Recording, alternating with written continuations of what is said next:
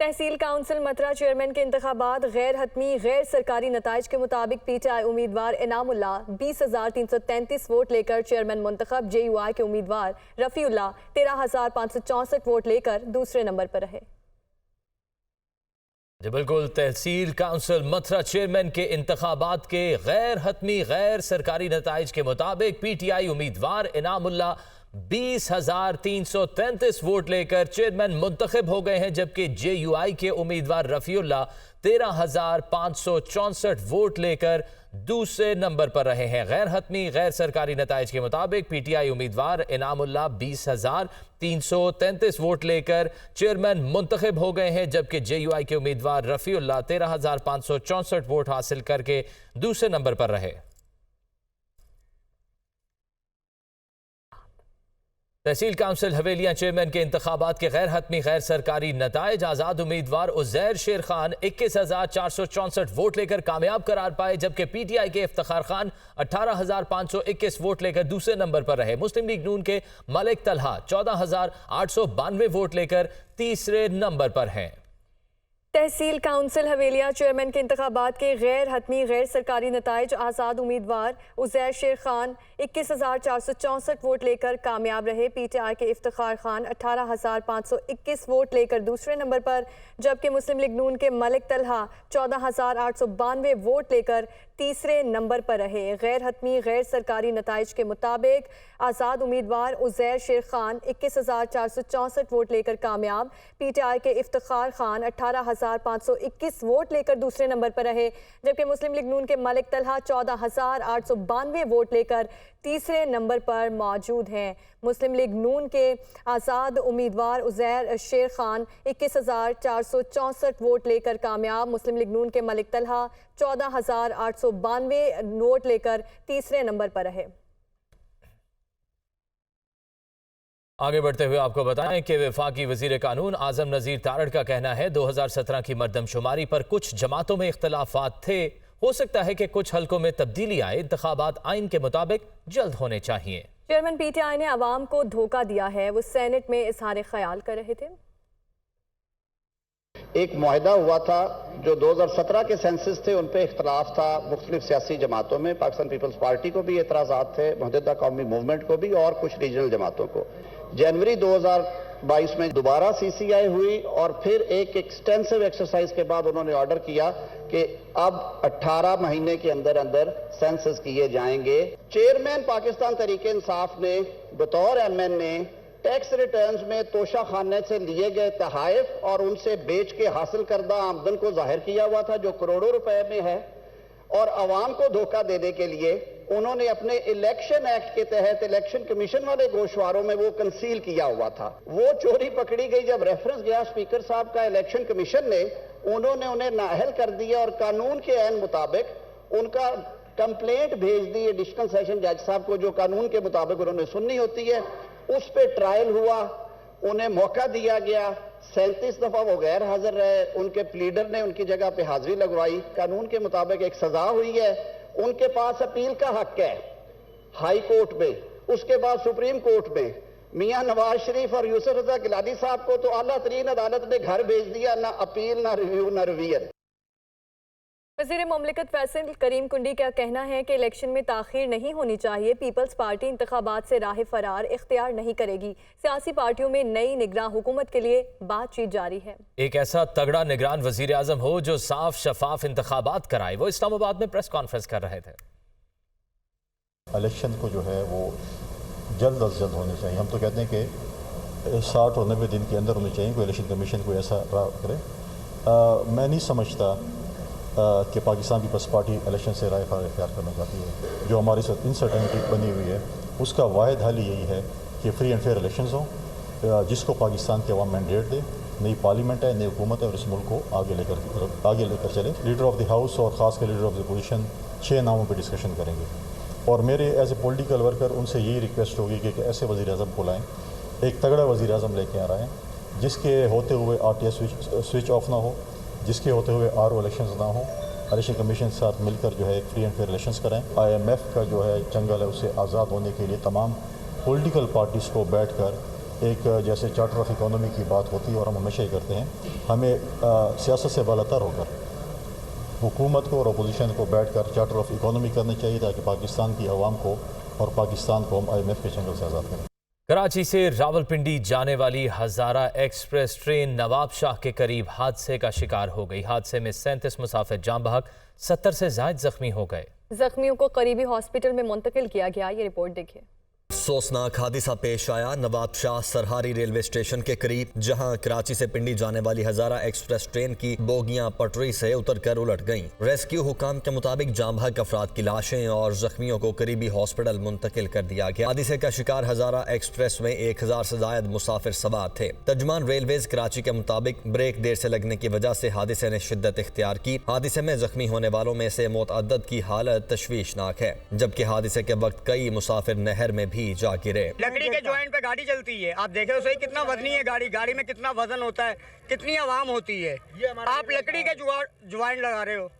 یہ کون سی کتاب میں یا کون سے قانون میں لکھا ہوا ہے کہ آپ لکڑی کے جوائنٹ لگاؤ؟ حادثے کے بعد جاں بحق اور زخمی ہونے والے افراد کے لواحقین ہاسپٹلز میں پہنچے اور دیگر نے ریلوے ہیلپ لائن کے ذریعے خیریت دریافت۔ وزیر اعلیٰ سندھ مراد علی شاہ سمیت مختلف سیاسی رہنماؤں اور وزراء نے حادثے پر گہرے دکھ اور رنج کا اظہار کیا۔ وزیر داخلہ رانا ثناء اللہ، گورنر سندھ کامران ٹیسوری، MQM رہنما خالد مقبول صدیقی سمیت دیگر نے نواب شاہ ٹرین حادثے پر افسوس کا اظہار کیا ہے، جبکہ وزیر خارجہ بلاول بھٹو نے حادثے کی تحقیقات کا حکم دیا ہے۔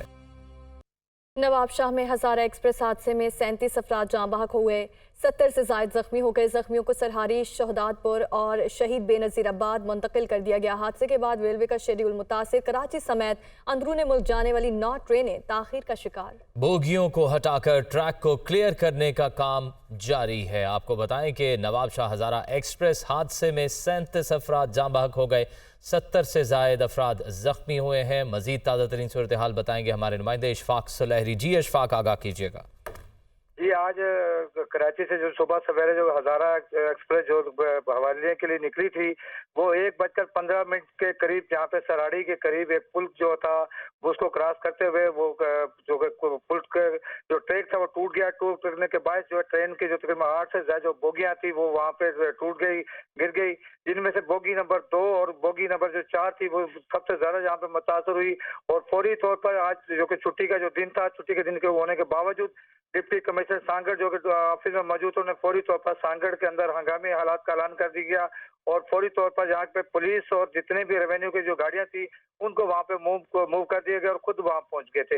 اور اس تمام صورتحال کو اس کے بعد جب وہاں پہنچے تو فوری طور پر جو وہاں سے جو مقامی جو لوگ تھے انہوں نے بڑی تعداد میں وہاں پر پہنچ کر لوگوں کو نکالنے کی، ٹرین سے باہر نکالنے کی کوششیں کرتے رہے۔ اور اس دوران جب کہ وہاں پہ کیونکہ چھٹی کا دن تھا اور قریبی جو ہے ہیلتھ سینٹر تھے وہ وہاں پہ تمام کے تمام بند تھے، فوری طور پر کمشنر شہید بے نظیر آباد اور DIG شہید بے نظیر آباد کی ہدایت پر پولیس اور ریونیو اور ہیلتھ ڈپارٹمنٹ کی تمام جو گاڑیاں تھی وہ موو کر دی گئی حادثے کی جگہ پر۔ اور جہاں سے ان کو حادثے جو موت ہوئی تھی ان میں سے تقریباً 37 اموات کی جو تصدیق کر دی کمشنر شہید بے نظیر آباد اور DIG شہید بے نظیر آباد نے۔ ان کا کہنا تھا کہ اس وقت 30 جو ڈیتھ باڈی جو ہے وہ نواب شاہ میں ہے اور 7 ڈیتھ باڈی جو ہے وہ اس وقت نوشہر و فروز کے اندر موجود ہیں، جبکہ جہاں پر مقامی افراد کے ساتھ ساتھ ڈپٹی کمشنر سانگڑ کی پوری ٹیم جن میں ہیلتھ، ریونیو، پولیس وہ تمام کے ساتھ ساتھ اس کے علاوہ جہاں پر سکرنٹ سے جہاں پر کور کمانڈر کے ہدایت پر فوری طور پر وہاں کا فوج کا جو دستہ تھا وہ وہاں پہ پہنچ گیا تھا، رینجرز کا صحیح، اشفاق سلیحری تفصیلاً آگاہ کر رہے تھے، آپ کا بہت شکریہ۔ ٹرین حادثے پر آرمی چیف کی جانب سے امدادی سرگرمیوں کے لیے پاک فوج اور رینجرز کو خصوصی ہدایات دی گئی۔ GOC حیدرآباد ڈویژن جائے حادثہ پر پہنچے اور ریسکیو کارروائیوں کا جائزہ لیا۔ یہ رپورٹ دیکھیں۔ ٹرین حادثے پر army chief general Syed Asim Munir نے امدادی سرگرمیوں کے لیے پاک فوج اور رینجرز کو خصوصی ہدایات دی۔ آرمی چیف کی ہدایت پر پاک فوج اور رینجرز کے امدادی دستے جائے حادثہ پر پہنچے۔ آرمی ایوی ایشن کے ہیلی کاپٹر بھی ریسکیو آپریشن کے لیے پہنچے۔ فوج اور رینجرز کی امدادی ٹیموں نے بروقت کارروائی کر کے ٹرین حادثے کے مسافروں کو ریسکیو کیا۔ GOC Hyderabad division major general Muhammad Hussain جائے حادثہ پر پہنچے اور امدادی کارروائیوں کا جائزہ لیا۔ میڈیا کو بریفنگ کے دوران GOC میجر جنرل محمد حسین نے بتایا کہ پاک فوج کی جانب سے بروقت حادثے کے متاثرین کو ریسکیو کیا گیا۔ پاک فوج کی ٹیمیں جائے حادثہ کی نگرانی کر رہی ہیں۔ تمام بوگیوں کو کلیئر کر لیا گیا ہے۔ ریسکیو آپریشن مکمل ہونے تک پاک فوج کی ٹیمیں جائے حادثہ پر ہی موجود رہیں گی۔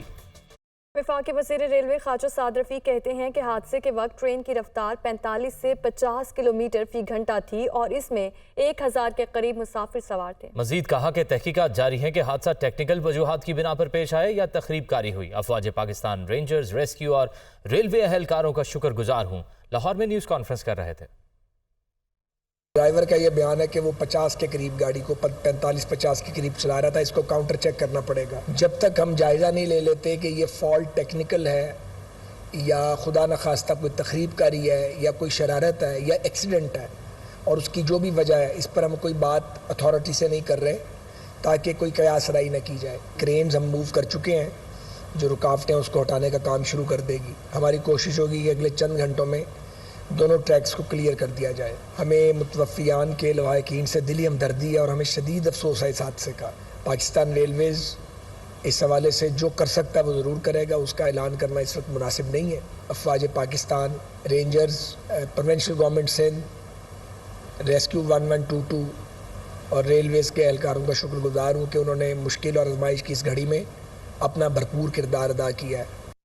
वफाकी वज़ीर ख़जाना इसहाक डार का कहना है कि मरदमशुमारी के नताइज तमाम अरकान की मंजूरी से हुए। डिजिटल मरदमशुमारी का फैसला माजी की हुकूमत करके गई। डिजिटल मरदमशुमारी पर 34 अरब रुपए खर्च किए गए। तफसीलात तमाम सूबों को भिजवा दी गई हैं। वो सेनेट में इजहार ख्याल कर रहे थे। ये फैसला इस सेंसस का माजी की हुकूमत करके गई है।